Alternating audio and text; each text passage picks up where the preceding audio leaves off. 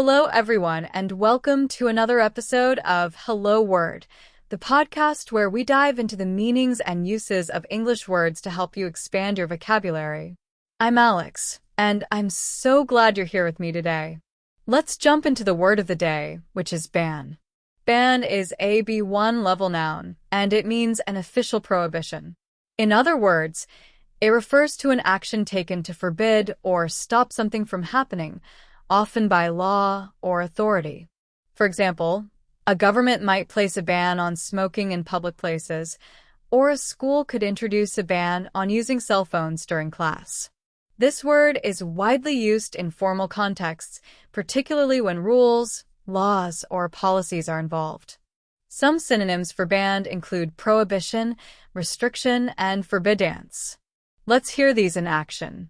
The prohibition of fireworks was announced to prevent accidents during the dry season. A restriction on water usage was introduced due to the ongoing drought.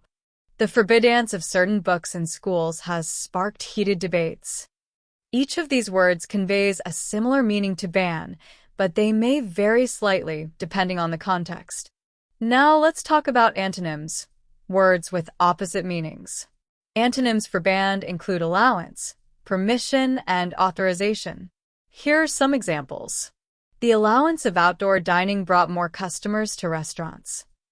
Permission was granted for the event to continue despite the earlier concerns.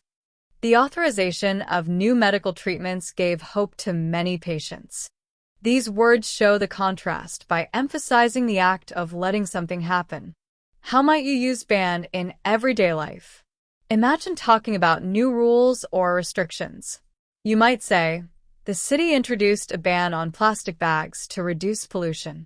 Or perhaps, there's a ban on parking here after 8 p.m., so we should move the car.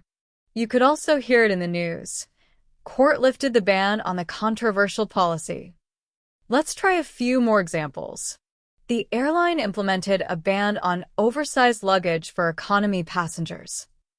A temporary ban on social gatherings was put in place during the health crisis.